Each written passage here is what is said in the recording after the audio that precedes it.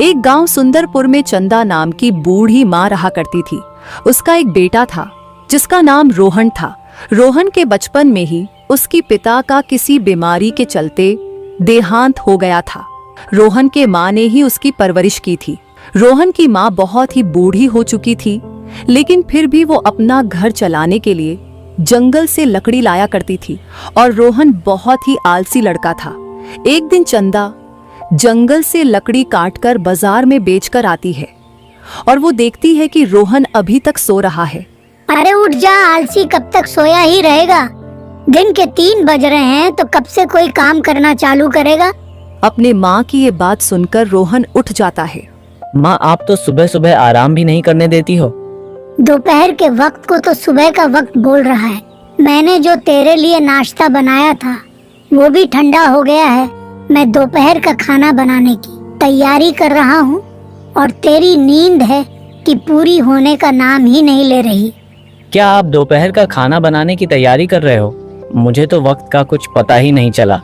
रोहन, तू सारे गांव में आलसी पनक के नाम से मशहूर है। जब भी कोई मुझे तेरे बारे में बोलता है तो मुझे बहुत बुरी लगती है। अगर मैं बूढ़ी नहीं होती तो मैं तुझसे कभी भी काम करने के लिए नहीं कहता, लेकिन सच तो यह है कि बेटा अब हम दोनों का खर्चा मुझसे बहुत मुश्किल से उठाया जाता है और कई दिन से मुझे शरीर में बहुत कमजोरी लग रही है। क्या माँ, आप भी सीधे सीधे ये क्यों नहीं कहते कि आप मुझसे तंग आ गए हो? ऐसा नहीं है बेटा, मैं चाहता हूँ तू बहुत मेहनती आदमी बन जाए ताकि तेरे लिए कोई अच्छी सी लड़की देखकर तेरी शादी कराई जा सके। अब तू जल्दी से नाश्ता कर ले। फिर रोहन नाश्ता करके गांव में घूमने के लिए निकल गया। अरे क्या बात है रोहन, तू आज इतना जल्दी उठ गया? अगर तू इतना जल्दी उठेगा और गांव में घूमेगा तो बीमार पड़ जाएगा तू। अरे तुमको क्या मैं कभी भी उठूं, जल्दी उठूं या देरी से उठूं, मेरी मर्जी। क्या बोला तू? जब तेरी मर्जी होगी, जब तू सोकर उठेगा। बेशर्म आदमी, तुझे तो शर्म भी नहीं आती। तू इतना बड़ा हो गया है, तेरे बूढ़ी माँ जंगल से लकड़ी लाके अपना पेट और तेरा पेट भरती हैं और तू दिन भर गधों के जैसे सोया ही रहता है।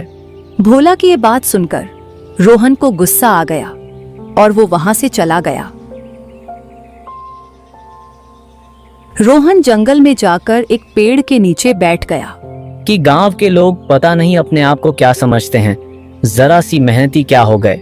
मेरा तो मजाक उड़ाने में कोई कसर नहीं छोड़ते, लेकिन मैं भी एक दिन कुछ न कुछ काम करूंगा। फिर देखता हूँ कौन मुझे क्या बोलता है। अभी थोड़ी गर्मी ज्यादा हो रही है, ऐसा करता हूँ थोड़ी देर ही पेड़ के नीचे छांव में सो जाता हूँ। ऐसा बोलकर रोहन पेड़ के नीचे सो गया। तभी वहां एक साधु बाबा आ जाते हैं। अरे मूर्ख आदमी, यहाँ पर मेहनत करने की बजाय तू आराम से सो रहा है। बाबा की ये बात सुनकर रोहन उठ जाता है। क्या हुआ बाबा, आप मुझे चैन से सोने दो ना। क्या परेशानी है आपको? तू यहाँ रोज आकर सो जाता है और तुझे ऐसा करते मैं काफी दिनों से देख रहा हूँ। मैं तुझे बताने आया हूँ कि सुधर जा, क्योंकि मुसीबत तेरे सर पर खड़ी है। अरे कैसी मुसीबत बाबा, जाओ ना, आप यहाँ से मुझे सोने दो। मैंने अपने जीवन में तेरे जैसा आलसी आदमी नहीं देखा। यहाँ जंगल में आकर कुछ काम करने की बजाय तू यहाँ आकर रोज सो जाता है। अरे बाबा, आज मेरा दिमाग गांव वालों ने खराब कर दिया, इसलिए मैं थोड़ी देर सो रहा हूँ। अरे आलसी आदमी, तू ये क्यों नहीं कहता कि तुझे कोई काम ही नहीं करना? मैं तुझे यहाँ समझाने आया था, लेकिन लगता है तुझसे बात करना ही बेकार है। इतना कहकर साधु बाबा वहां से गुस्सा होकर चले गए और रोहन दोबारा सो गया। शाम होने पर रोहन अपने घर जाता है। रोहन, आज भी तूने कोई काम नहीं किया ना? माँ, मैं काम ढूंढने ही गया था, लेकिन गांव के भोला ने मेरा दिमाग खराब कर दिया, इसलिए मैंने आज कोई काम नहीं किया।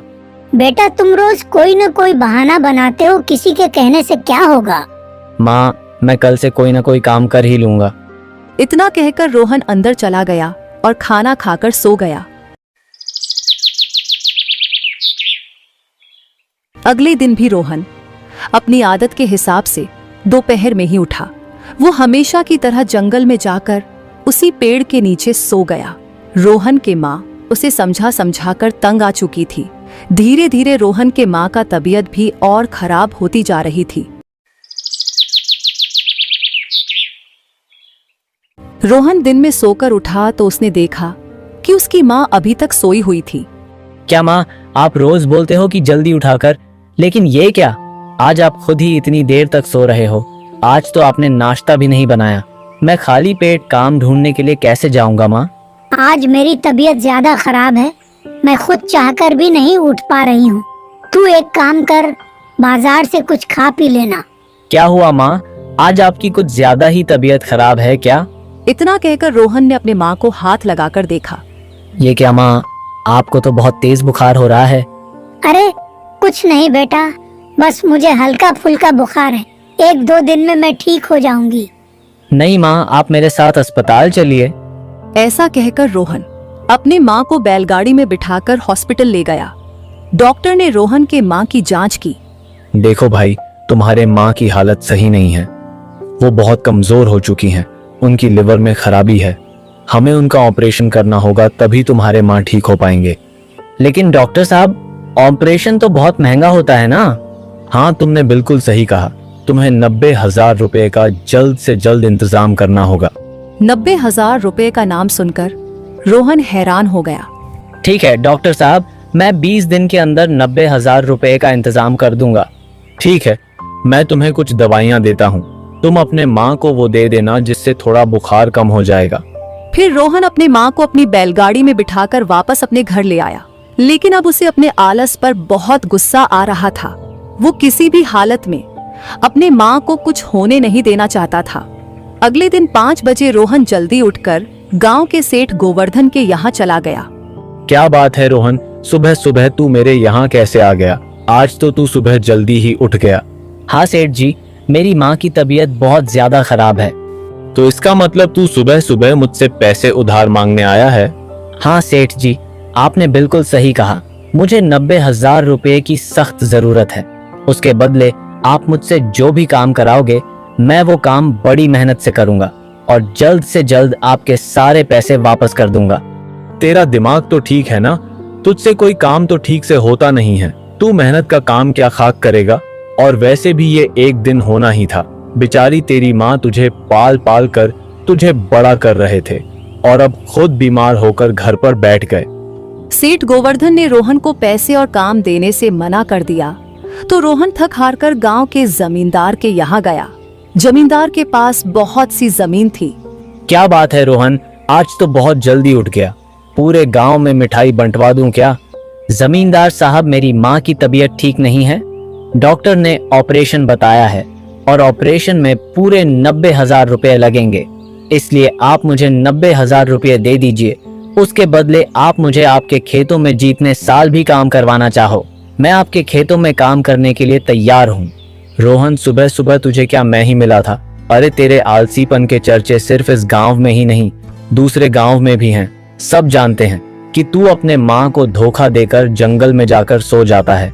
अरे तू उठकर अपनी थाली तो नहीं रख सकता? तू खेत में क्या काम करेगा? चल भागो यहाँ से। जमींदार की ये बात सुनकर रोहन बहुत निराश हो जाता है। वो जंगल में चला जाता है और वो वहां उसी पेड़ के नीचे बैठ जाता है और रोने लगता है। हे भगवान, मुझे माफ कर दो। मुझे इतना आलसपन नहीं करना चाहिए था। मुझे मेरी गलती का एहसास हो गया है। मेरे आलसपन की वजह से मुझे कोई भी काम नहीं दे रहा है। माँ मुझे सही कहती थी, मेरा ये आलसपन मुझे एक दिन बहुत बड़ी मुसीबत में फंसा देगा। हे भगवान, मुझे कोई और रास्ता तो दिखाओ भगवान। तभी वहां वो साधु बाबा आ जाते हैं। मैंने तुझसे कहा था ना कि तेरे ऊपर एक बहुत बड़ी मुसीबत आने वाली है, लेकिन तूने मेरी बात को मजाक में ही उड़ा दिया था। आपने सही कहा था बाबा, मुझे माफ कर दो। मैं सच में बहुत बड़ी मुसीबत में फंस गया हूँ। मेरी माँ की तबीयत बिल्कुल सही नहीं है। डॉक्टर ने 90,000 रुपए का इंतजाम करने को कहा है। मैंने पूरे गांव में हर किसी से मदद मांगी, लेकिन सबने मेरी मदद करने से साफ मना कर दिया। इस दुनिया में रोहन कोई किसी की मदद नहीं करता, और उन लोगों ने तेरी मदद इस वजह से नहीं की कि तू एक आलसी आदमी है। उनको डर है कि उनके पैसे कहीं डूब न जाए, और अब अगर तू किसी के पास जाकर मेहनत की बात करेगा तो लोग तेरा मजाक ही उड़ाएंगे ना। आपने सही कहा बाबा, लेकिन अब मैं क्या करूं? मैं सच में अंदर से बदल गया हूं। मैं अपने माँ को बहुत चाहता हूं। उन्होंने मुझे कभी पिताजी की कमी महसूस नहीं होने दी। मैं कितना निकम्मा बेटा हूं जो अपने माँ का इलाज तक नहीं करवा सकता। साधु बाबा ने देखा कि रोहन अब वापस सच में बदल चुका है। साधु बाबा ने अपना एक हाथ आगे किया तो तभी उनके हाथ में एक जादू से अंगूठी आ गया। रोहन, ये एक जादुई अंगूठी है। तुम इस अंगूठी को पहन लो, जिससे तुम्हारे शरीर का आलसपन पूरा दूर हो जाएगा और तुम्हारे अंदर ताकत आ जाएगी, जिससे तुम दिन रात काम करके अपने माँ के इलाज के लिए पैसे जोड़ पाओगे। क्या बाबा ऐसा सच में हो सकता है? और आप ही मुझे बताइए कि मैं क्या करूं जिससे मैं अपने माँ का इलाज करवाने के लिए पैसे जोड़ पाऊं, क्योंकि मुझे गांव में कोई काम नहीं दे रहा है। हाँ रोहन, तुम इसे पहन लो, तुम्हें खुद को पता चल जाएगा। और तुम यहाँ जंगल में हो तो तुम यहाँ जंगल से लकड़ियाँ जमा करके गांव में बेचो। इस जंगल में थोड़ा आगे जाने पर बहुत से फूलों के पेड़ हैं, वहां से फूलों को तोड़ो और बाजार में जाकर बेचो। फिर रोहन ने वो आर्य अंगूठी साधु बाबा से ले लिया। फिर वो साधु बाबा वहां से मुस्कुराते हुए चले गए। फिर रोहन ने जंगल में लकड़ियां जमा करना शुरू कर दिया। लकड़ियां जमा करके रोहन पेड़ से कई सारे फूल तोड़कर ले आया। अरे वाह, मैंने कितनी सारी लकड़ियां और फूल जमा कर लिए। अब मैं जाकर इनको बाजार में बेच दूंगा। वाकई अंगूठी को पहनने के बाद मेरा आलसपन पूरा दूर हो गया। इतना बोलकर रोहन लकड़ी फूलों को लेकर बाजार में चला गया। वो जाकर दुकानदार को बेच दिया और फिर अपने घर चला गया। रोहन को उसी दिन पूरे 5,000 रुपए मिल चुके थे। रोहन खुश होकर अपने आप से बोला, ऐसे तो मैं कुछ ही दिनों में 90,000 रुपए का इंतजाम कर लूंगा। अब कल से मैं और दुगना काम करूंगा ताकि मैं जल्द से जल्द अपने माँ का इलाज करवा सकूं।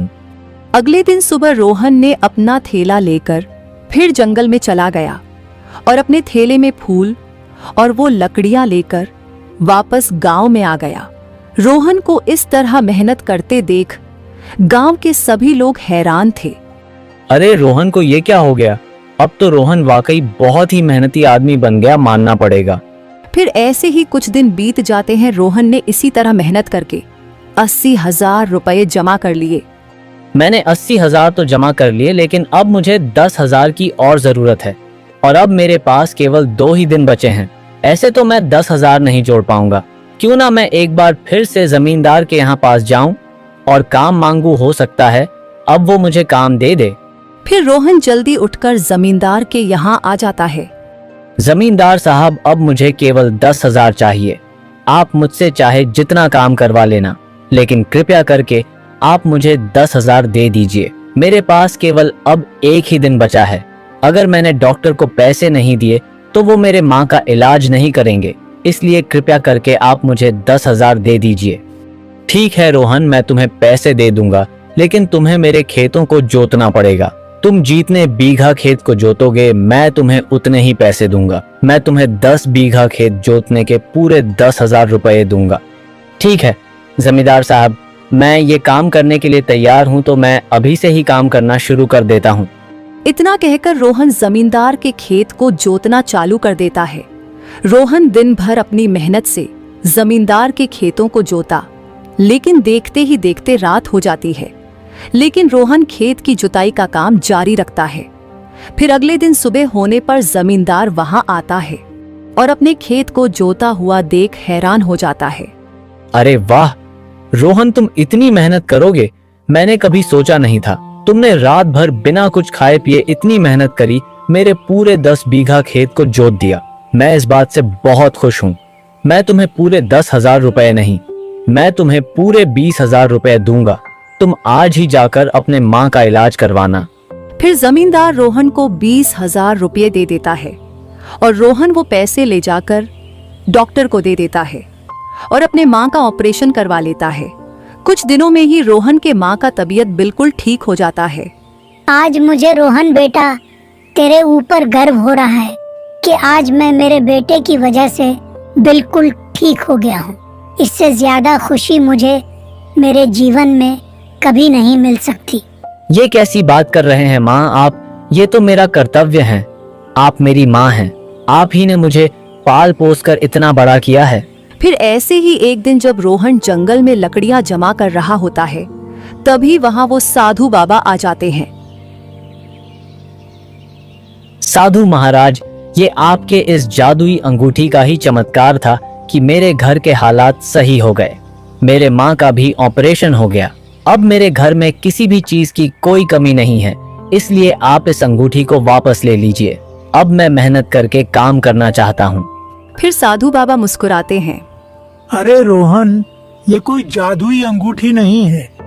मैं बस तुम्हारे अंदर के आलसपन को खत्म करना चाहता था।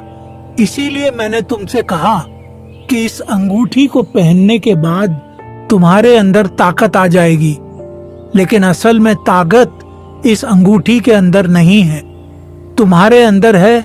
मैं बस केवल तुम्हारे अंदर के सोए हुए मेहनती इंसान को जगाना चाहता था।